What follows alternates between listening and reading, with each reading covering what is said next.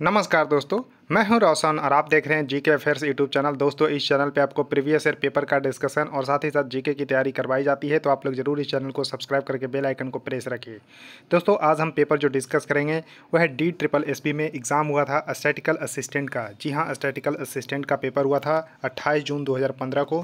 तो पेपर हम डिस्कस करेंगे, तो इसको ज़रूर देखिएगा, तो आपके लिए इंपॉर्टेंट हो सकता है। और इसमें जनरल अवेयरनेस के जितने भी प्रश्न पूछे गए तो सभी हम डिस्कस कर लेंगे। PDF चाहिए तो आप हमारे टेलीग्राम चैनल में ज्वाइन कर लीजिए, जिसका लिंक आपको नीचे डिस्क्रिप्शन में दिया हुआ है। और आपके पास भी कोई भी एग्जाम का क्वेश्चन पेपर होता है तो आप जो है हमें इस जीमेल पे भेज सकते हैं, ताकि हम उसको यहाँ पर डिस्कस कर सकें। तो देखिए, एक करंट का क्वेश्चन पूछा गया था कि बॉक्सिंग के विश्व वेल्टरवेट का खिताब जो है किसने जीता था। तो देखिए, उस समय जो फ्लॉयड मेवेदर जूनियर थे, उन्होंने जो है खिताब जीत लिया था। तो इसका करेक्ट आंसर ए हो जाएगा। इसको जो है करंट का क्वेश्चन था, इसको ध्यान अभी नहीं देना है। ये क्वेश्चन बहुत ही इंपॉर्टेंट है कि लैग बोमर त्यौहार, एक लैग बोमर त्यौहार है, किस धर्म से संबंधित है। तो दोस्तों, ये है यहूदी धर्म से संबंधित। और यहूदी जो है इजराइल में इसका जो है बहुत अच्छे धूमधाम से इसका सेलिब्रेशन किया जाता है इस त्यौहार का, क्योंकि इजराइल जो है मोस्टली जो है यहूदी कंट्री है। तो इस तरह से इसको थोड़ा सा ध्यान रख सकते हैं कि लैग बोमर त्यौहार है वो आपको यहूदी धर्म का त्यौहार है। तो इस तरह से इसको ध्यान रख सकते हैं। उसका देखिए, नेक्स्ट क्वेश्चन आपके सामने है कि रूथ रेंडेल जिनका निधन हो गया था, तो वो क्या थी। तो एक अपराध लेखक थी, यानी कि जो क्राइम राइटर थी, यानी कि क्राइम से संबंधित ये राइटिंग करती थी। इसको जरूर ध्यान रखिएगा। और ये कहाँ की थी, तो यूके की थी, यूनाइटेड किंगडम की थी। इसको भी थोड़ा सा ध्यान रख सकते हैं कि रूथ रेंडल एक क्राइम राइटर थी जिनका निधन हो गया था, और ये यूके की थी। उसका देखिए, नेक्स्ट क्वेश्चन है कि पहली एशियाई युवा एथलेटिक्स चैंपियनशिप 2015 का आयोजन कहाँ किया गया था। तो देखिए, पहली जो है एशियाई युवा एथलेटिक्स चैंपियनशिप 2015 का आयोजन कतर में हुआ था। और जैसा कि आपको पता होगा कि कतर में 2022 में फीफा वर्ल्ड कप भी हुआ था, जिसको अर्जेंटीना ने फ्रांस को हरा कर जो है खिताब जीत लिया था। उसके बाद देखिए, नेक्स्ट क्वेश्चन आपके सामने है कि सीमा पुनिया जिन्हें खेल रत्न के लिए जो है अनुशंसित किया गया था, यानी कि रिकमेंड किया गया था, तो लेकिन उनको मिला नहीं था, इनको खेल रत्न मिला नहीं, लेकिन इनको रिकमेंड किया गया था। तो किस खेल से जुड़ी हुई थी, तो डिस्कस थ्रो। अब जैसा कि आप देख सकते हैं, हरियाणा की शेरनी सीमा पुनिया ये डिस्कस थ्रो से संबंधित है। ये जैसा कि आप देख रहे हैं, एक आपको इसको चक्का फेंक भी बोलते हैं, इसको ध्यान रखिएगा। उसका देखिए, नेक्स्ट क्वेश्चन है कि निम्नलिखित में से किसे अक्सर चीन का ट्विटर कहा जाता है। तो देखिए, चीन में ट्विटर का यहाँ पर आपको रेस्ट्रिक्टेड यूज़ किया जाता है। तो चीन अलग से अपना जो है ट्विटर जो है चलाता है, तो इसको सीना बीबू के नाम से ही जानते हैं। तो इसको करेक्ट आंसर बी होगा, सीना बीबू। तो देखिए, सीना बीबू के नाम से इसको जानते हैं, बीबो के नाम से। तो इस तरह से इसको ध्यान रखिएगा। इसको जो है चाइना का ट्विटर बोला जाता है, चीन का ट्विटर इसी को बोला जाता है, इसको ध्यान रखिएगा। जिस तरह से भारत जो है डेवलप किया है कू ऐप, तो इसको भी ध्यान रखिएगा। कू ऐप जो है भारत का स्वदेशी जो है ऐप है, ये ट्विटर की तरह ही जो है एक काम करता है। तो इसको जरूर ध्यान रखिएगा, भारत का कू ऐप है। अब देखिए, निम्नलिखित में से किस शहर में भारत में सबसे अधिक वाहन घनत्व है। तो देखिए, वाहन घनत्व का मतलब क्या होता है, जैसे जनसंख्या घनत्व होता है कि प्रति वर्ग किलोमीटर में जो है कितने जो है लोग निवास करते हैं, लेकिन यहाँ पर आपको वाहन घनत्व से मतलब है कि प्रति 1000 लोगों पे कितने वाहन हैं। तो देखिए, उस समय जो है चेन्नई टॉप किया था, लेकिन अभी मुंबई जो है वाहन घनत्व के मामले में टॉप पे आ चुका है, लेकिन चेन्नई उस समय जो है टॉप पे था। तो इस तरह से आपको करेक्ट आंसर इसका सी सही होगा। अब देखिए, नेक्स्ट क्वेश्चन आपके सामने है कि संयुक्त राष्ट्र की स्थापना कब हुई थी। तो संयुक्त राष्ट्र की स्थापना देखिए, द्वितीय विश्व युद्ध 1939 से लेकर 1945 तक चली थी। ध्यान रखिएगा, 1939 से लेकर 1945 तक चला था। तो द्वितीय विश्व युद्ध की समाप्ति के बाद जो है थर्ड वर्ल्ड वार, यानी कि तृतीय विश्व युद्ध ना हो जाए, इसके लिए एक ऑर्गेनाइजेशंस की स्थापना की गई संयुक्त राष्ट्र के नाम से। और संयुक्त राष्ट्र की स्थापना 24 अक्टूबर 1945 को किया गया था। और इसको ध्यान रखिएगा, 24 अक्टूबर 1945 को, इसलिए हर साल 24 अक्टूबर को यूनाइटेड नेशन डे मनाते हैं। और इसमें अभी मेंबर है 193 कंट्री, 193 कंट्री हैं। और लेटेस्ट मेंबर है साउथ सूडान। ध्यान रखिएगा, साउथ सूडान जो है 193वां देश है जो इसके जो है मेंबर बना। और यूनाइटेड नेशन की जो हेडक्वार्टर है वो न्यूयॉर्क अमेरिका में स्थित है, न्यूयॉर्क अमेरिका में स्थित है। इसको ध्यान भी रख सकते हैं। अब देखिए, नेक्स्ट क्वेश्चन है कि सार्क के कितने सदस्य हैं। तो देखिए, सार्क जो देश हैं उसमें, यानी कि जो ऑर्गेनाइजेशंस है उसमें 8 कंट्री है, इसको ध्यान रख सकते हैं। तो सार्क में जो है 8 जो है सदस्य देश हैं, इसको ध्यान रख सकते हैं। अब देखिए सार्क के बारे में थोड़ा सा जान सकते हैं। तो देखिए सार्क का ये मैप आपके सामने है। सार्क का फुल फॉर्म होता है south Asian association for regional cooperation. South Asian association for regional cooperation इसका जो है फुल फॉर्म होता है और इसमें 8 मेंबर है। 8 मेंबर आप देख पा रहे होंगे कि यहाँ पर आपको अफ़गानिस्तान, पाकिस्तान, भारत, नेपाल, भूटान, बांग्लादेश और नीचे जो है आपको श्रीलंका और मालदीव। तो इस तरह से सार्क में 8 ही जो है कंट्री है, इसको ध्यान रख सकते हैं। आप देखिए सार्क की स्थापना जो है ढाका में ढक्कन खोल के किया गया था। ध्यान रख सकते हैं ढाका में ढक्कन खोल के सार्क की स्थापना 8 दिसंबर 1985 को किया गया था। 1985 इसको ध्यान रख सकते हैं कि सार्क की स्थापना 1985 में की गई थी, लेकिन इसके हेडक्वार्टर स्थापना तो ढाका में ढक्कन खोल के किया गया था, ध्यान रख सकते हैं 8 दिसंबर 1985 को, लेकिन इसके हेडक्वार्टर है नेपाल के काठमांडू में। तो सार्क का मुख्यालय कहाँ पर है? तो नेपाल के काठमांडू में है। 8 सदस्य देश हैं, 8 का नाम याद रख सकते हैं कि पाकिस्तान, अफगानिस्तान, भारत, नेपाल, भूटान 5 हो गए, उसके बाद बांग्लादेश, श्रीलंका और मालदीव। तो एक कुल मिलाकर 8 देश हैं। उसके बाद इंडोनेशिया की मुद्रा क्या है? तो देखिए इंडोनेशिया की मुद्रा यानी कि करेंसी है रुपया। तो रुपया है, जिस तरह से भारत का रुपया है, तो यहाँ पर जो है रुपया जो है यहाँ पर इंडोनेशिया की मुद्रा है। और इंडोनेशिया की जो कैपिटल है वो जकार्ता है, लेकिन इसको शिफ्ट करने की बात की जा रही है। तो इसको मैप में देख पा रहे होंगे इंडोनेशिया की, ये इंडोनेशिया आपको देखने को मिल रहा है। तो इंडोनेशिया आपको देखने को बहुत सारे द्वीपों से मिलकर बना है और इसके देखिए कैपिटल जकार्ता जो है आपको यहाँ पर देखने को मिल रहा है। उसके देखिए यहाँ पर इस साइड में पापुआ न्यू गिनिया है, तिमोर लेस्ते, मलेशिया, इस तरह से यहाँ पर आपको सिंगापुर है। तो इस तरह से इसको मैप में देख सकते हैं और नीचे यहाँ पर ऑस्ट्रेलिया आपको दिख रहा होगा।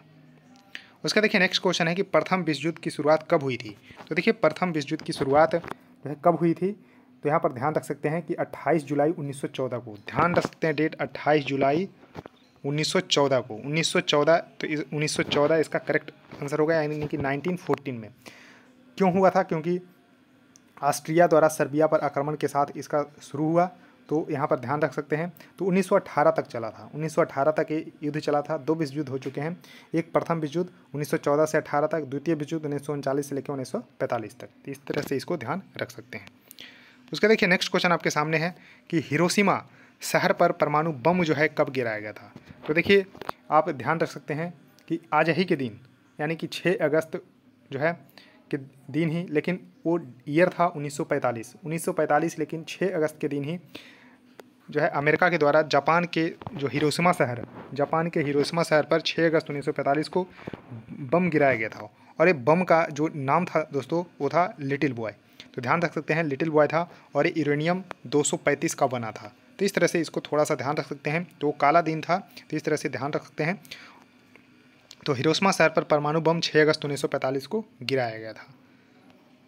अब देखिए हिरोशिमा शहर पर गिराए गए परमाणु बम का नाम क्या था? तो जैसा कि मैंने बताया कि इस पे जो है लिटिल बॉय जो है गिराया गया था। लिटिल बॉय गिराया गया था, यूरेनियम 235 का था।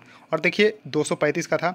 उसके बाद देखिए अमेरिका यहीं पे रुकने वाला नहीं था। उन्होंने 9 अगस्त, ध्यान रख सकते हैं, 9 अगस्त 1945 को जापान के नागासाकी शहर पर इन्होंने दूसरा बम गिरा दिया और ये प्लूटोनियम 239 का था, जिसका नाम था फैटमैन।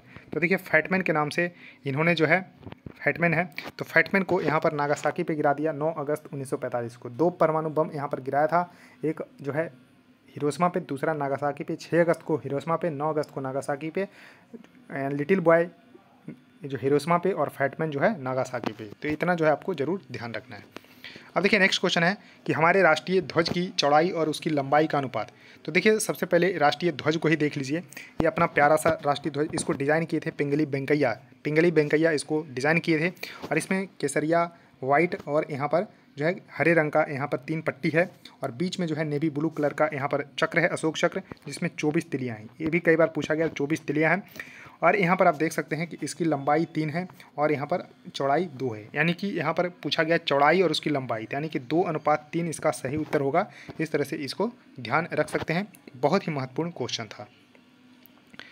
उसका देखिए नेक्स्ट क्वेश्चन आपके सामने है कि भारत के शास्त्रीय नृत्यों का मुख्य स्रोत जो है नाट्यशास्त्र। देखिए जो शास्त्रीय नृत्य है उसके मुख्य स्रोत है नाट्यशास्त्र। तो इसको किनके द्वारा जो है लिखा गया? तो भरत मुनि जी के द्वारा जो है लिखा गया है। इसको ध्यान रखिएगा कि शास्त्रीय नृत्यों का मुख्य स्रोत जो है वो क्या है? तो नाट्यशास्त्र है। ये भी कई बार पूछा गया कि शास्त्रीय नृत्यों का मुख्य स्रोत क्या है? तो नाट्यशास्त्र है। जिसके रचयिता कौन है? तो भरत मुनि है। तो भरत मुनि इसका जो है सही उत्तर होगा।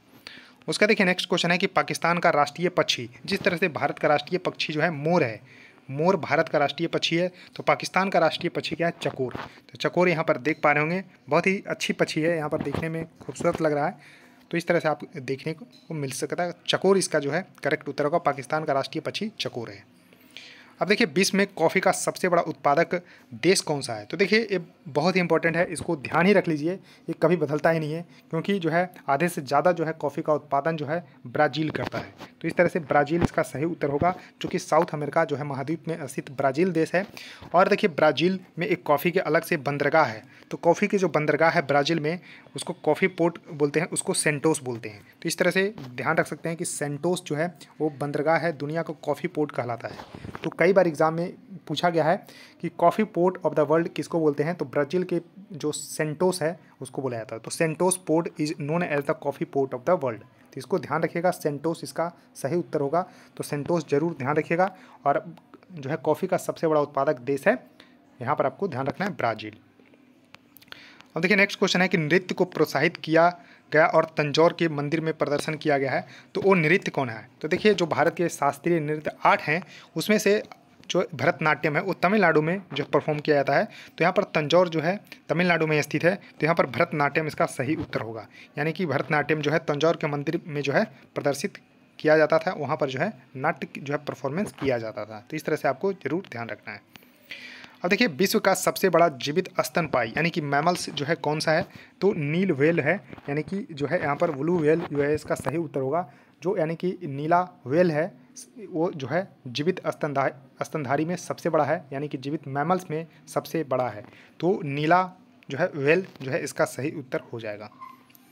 अब देखिए नेक्स्ट क्वेश्चन है कि शतरंज की बिसात में कितने वर्ग होते हैं? तो शतरंज अगर आपने खेला होगा तो इस तरह से आप देख पा रहे होंगे कि 64 खाने इसमें होते हैं। तो 64 बिसात होते हैं, जो कि जो है आधा आपको जो है यानी कि 32 जो है काले होते हैं और 32 जो है उजले होते हैं, यानी कि वाइट होते हैं। तो इस तरह से यानी कि देख पा रहे होंगे। तो यहाँ पर आपको ध्यान रखना है कि 64 खाने इसमें होते हैं। और देखिए भारत में जो है पहला ग्रैंड मास्टर हुए थे वो विश्वनाथन आनंद हुए थे, उनकी जो है पुस्तक लिखी गई आत्मकथा है माइंड मास्टर। तो यहाँ पर आपको ध्यान रखना है कि माइंड मास्टर जो है आपको विश्वनाथन आनंद की जो है आत्मकथा है, और उनको जो है फर्स्ट ग्रैंड मास्टर होने का खिताब प्राप्त है भारत का। तो इस तरह से आपको जरूर ध्यान रखना है। तो दोस्तों 20 प्रश्न पूछे गए थे, सभी को एक एक करके मैंने डिस्कस कर लिया है। बस इसी तरह से आपका प्यार बना रहना चाहिए। लाइक करिए, वीडियो को शेयर करिए अपने दोस्तों के साथ, और चैनल को सब्सक्राइब करके बेल आइकन को प्रेस कर लीजिए। सो थैंक यू दोस्तों, इस वीडियो में इतना ही, धन्यवाद।